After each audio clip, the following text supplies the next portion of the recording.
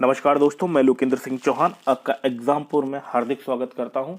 Exam made easy पर धूम मचाने के बाद में लीजिए मैं आपके सामने प्रस्तुत हूं एनवायरनमेंट इकोलॉजी का एमसीक्यू कोर्स लेकर, जिस पर अब हम लोग एनवायरनमेंट एंड इकोलॉजी के प्रीवियस ईयर के क्वेश्चंस पेपर को, जो कि यूपीएससी में पूछे गए हैं या फिर different government exams state PCS में पूछे गए हैं, उसको हम लोग 1 बाय 1 टेस्ट के बेसिस पे हम लोग सॉल्व करेंगे। इनफैक्ट मैं आपको क्वेश्चंस दूंगा, 5, 10, 15 जितने भी क्वेश्चन हम लोग लेंगे, और एक वीडियो में आपको क्वेश्चन दूंगा, अगले वीडियो में आपको आंसर दूंगा। एंड मैं आप लोग सभी लोगों से अनुरोध करूंगा कि आप उस सारे जितने भी क्वेश्चंस मैं देता हूं आप उनको अटेम्प्ट कीजिए और कमेंट बॉक्स में कमेंट कीजिए, ठीक है। और ये मेरा पहला प्रयास है, तो आप ज़्यादा से ज़्यादा मात्रा में वीडियो को लाइक करें, चैनल को सब्सक्राइब करें और अप्रिशिएट करें ये मेरे एफर्ट को।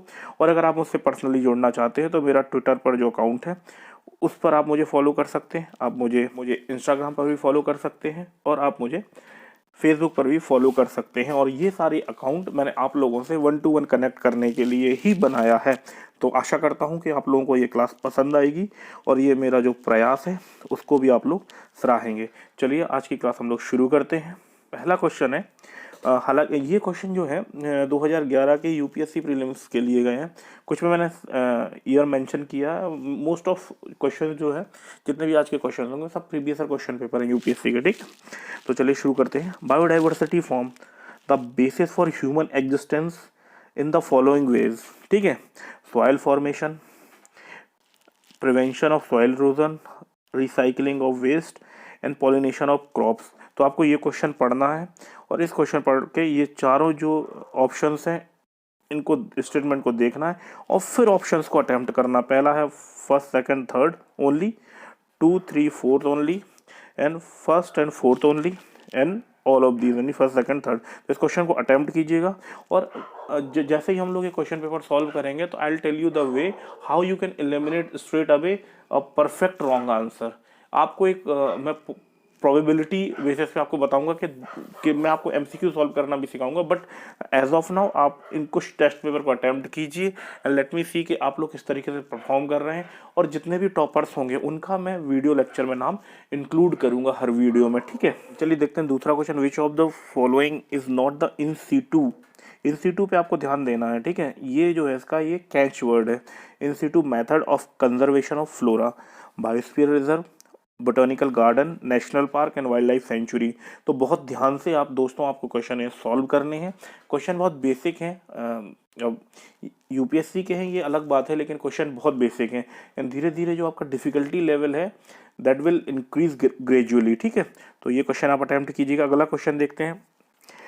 Consider the following statement, biodiversity is normally greater in lower latitude as compare to the higher latitude. देखिए ये बहुत, आपको ये लाइन बहुत फंसा सकती है, तो अनटिल अनलेस आपको कॉन्सेप्ट मालूम नहीं होगा बायोडाइवर्सिटी का दोस्तों, तो आप ये क्वेश्चन सॉल्व नहीं कर पाएंगे, ठीक है। तो आप साथ में एमसीक्यूज भी सॉल्व कीजिए एंड देन विल आई, जब नेक्स्ट वीडियो में मैं आपको इसके आंसर एक्सप्लेन करूंगा, आंसर वीडियो जो होगा उसमें I will tell you that concept related to that particular question. तो उसके आपको कॉन्सेप्ट भी पता चल जाएंगे और आप अपनी तरफ से भी कॉन्सेप्ट को पढ़ के और ये 5-5, 8-8 क्वेश्चन जितने भी मैं देता हूँ उसको सॉल्व कीजिएगा, ठीक है। आप चाहें तो गूगल की हेल्प भी ले सकते हैं, क्योंकि इस गूगल की हेल्प लेने से आप उस कॉन्सेप्ट को पढ़ेंगे, ठीक है। अब चलिए देखते हैं दूसरा statement. Along the mountain gradient biodiversity is normally greater in the lower latitude as compare to higher latitude. अब देखिए mountain gradient is a keyword और आपको ये कॉन्सेप्ट पता होना चाहिए, ठीक है। तो ये दो स्टेटमेंट है, आपको बताना है पहला सही है, दूसरा सही है, दोनों सही है, दोनों गलत है। तो इसको अटेम्प्ट कीजिएगा, ठीक है। अब चलते हैं चौथे क्वेश्चन की तरफ। These 3 of the following criteria have contributed to recognition of Western Ghat, Sri Lanka and Indo Burma region at a hot spot. अब देखिए, अब इस क्वेश्चन को अगर आपको सॉल्व करना है तो सबसे पहले आपको पता होना चाहिए वेस्टर्न घाट क्या है, इंडो बर्मा क्या रीजन क्या है और हॉट स्पॉट का कॉन्सेप्ट क्या है बायोडाइवर्सिटी का। अगर आपको ये 3 कॉन्सेप्ट नहीं पता होंगे दोस्तों एनवायरमेंट के, तो आप ये क्वेश्चन अटेम्प्ट नहीं कर पाएंगे and you will mark it wrong answer, ठीक है। तो देखिए species richness, vegetation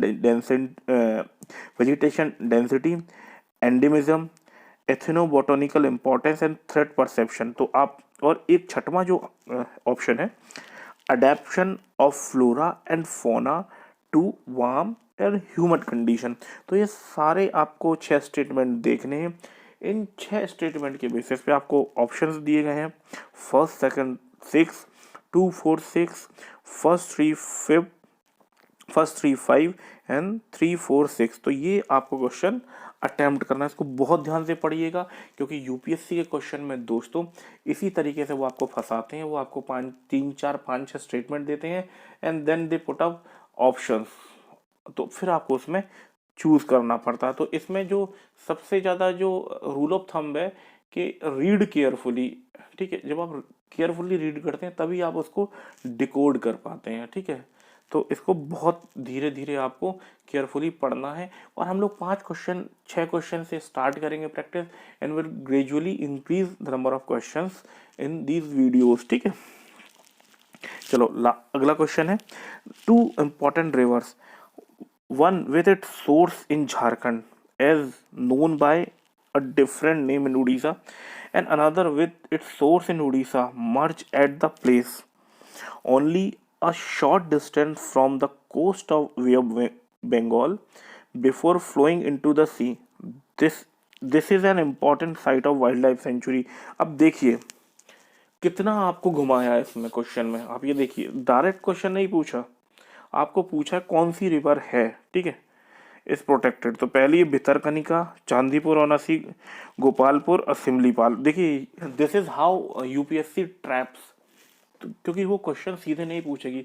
they wanted to ask question on these wild life sanctuary और नेशनल पार्क, लेकिन उन्होंने क्या पूछा, रिवर के बेसिस पे पूछा। तो आप इस चीज़ों को, मतलब आपको इस तरीके से घुमाया, ट्रैप किया। तो वाइल रीडिंग एनी कॉन्सेप्ट, अगर आप इन्वायरमेंट की बात करूं पर से, तो आप उसके आसपास कोई नेशनल पार्क या वाइल्ड लाइफ सेंचुरी या प्रोटेक्टेड एरिया है, तो उसके पास में कौन सा पहाड़ है, कौन सा माउंटेन है, या कौन सी नदी है, या कौन सी, मतलब किसी तरीके का जो लैंडमार्क होता है ना, या रिवर होती है, या फिर जिसको टोपोग्राफी होती है, you must know that topography of that region so that you can decode. मतलब आप सिर्फ वो नहीं पढ़ेंगे, उसकी पेरीफेरी में जितने भी क्वेश्चंस हैं उस पर्टिकुलर कॉन्सेप्ट के, आप उन क्वेश्चन को भी इनडायरेक्टली आप सॉल्व कर सकते हैं, अगर आप उसको कॉन्सेप्चुअली, अगर आप सही रहे। अपार्ट फ्रॉम दैट, जो उसकी पेरीफेरी में जो चीज़ें हैं उसको भी पता रखें, क्योंकि ये चीज़ें जो हैं ये ज्योग्राफी भी बनाती हैं और साथ में आपके एनवायरनमेंट के क्वेश्चंस को भी